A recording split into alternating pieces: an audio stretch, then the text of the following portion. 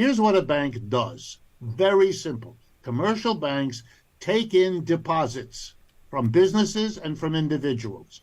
They give you, as I'm sure you've noticed, next to nothing for that deposit. You're supposed to be grateful that they're holding it for you, that it's safe, and that you get a monthly document telling you what's been happening to it. That costs them next to nothing.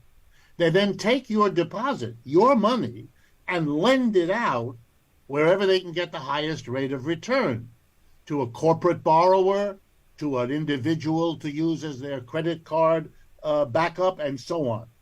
In other words, the bank lives off the difference between what it pays you for your money, very little, and what it gets by lending your money out, which can be significant. One of the most important investments banks make is they buy government bonds. In other words, they take the deposit you put in and they lend it to the United States government. Here's what Silicon Valley Bank did. It took in deposits and it made loans to local startups and it bought government bonds.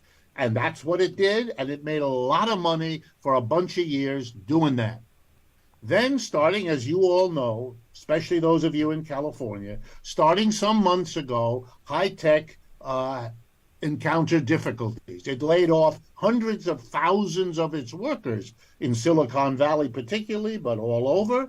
Of course, if the high-tech company cuts back its operations, it puts less deposits in the bank. It doesn't need them for the business that's now reduced. Likewise, the individuals who lost their jobs could not make their mortgage payments the way they used to. They didn't have money to put in a deposit in the bank. They were scurrying around, maybe finding a job somewhere else. Their deposits began to shrink.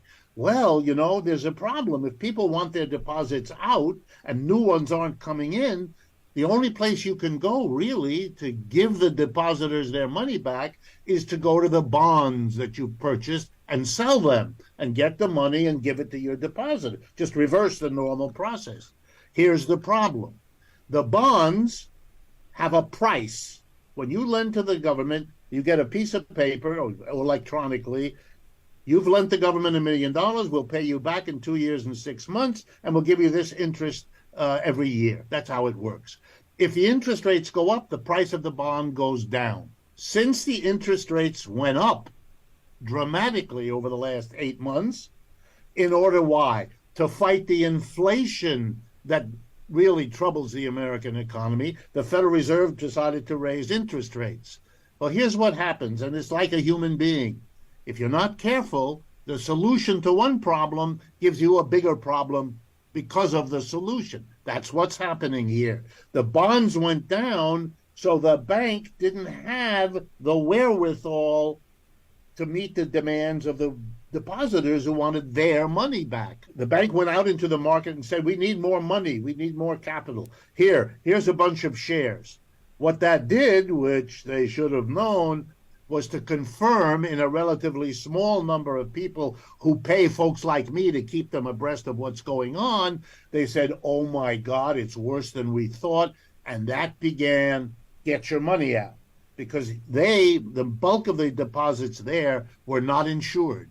So they didn't have the FDIC, the government saying, we will insure. Businesses can't do that the way individuals can.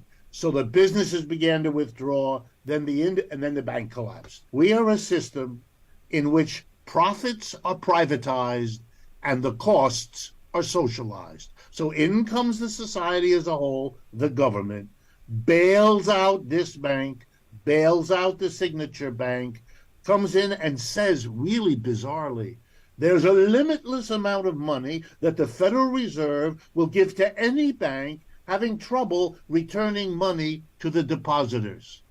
Oh my God, we're in a society that says we have a problem with inflation.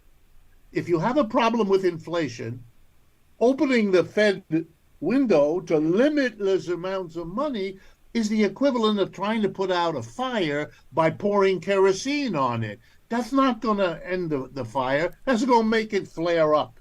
So you're watching a system, and this is what's scary. It's got too many problems, converging at the same time. What it does for one worsens the other. It raised interest rates to stop an inflation. It got a bank crisis. It offsets the bank crisis by opening the Fed window. Whoops, that worsens it. This is impossible. And we're watching a society implode. There's really no nice word for this. Every foreign company and individual who has put money in the United States over the years because it's safe, because it's stable, all that's gone. And those people are moving their money out, and it's going to change everything in this country. And the response of our leaders to blame each other is so pathetically inadequate to the problem that it really makes everything worse.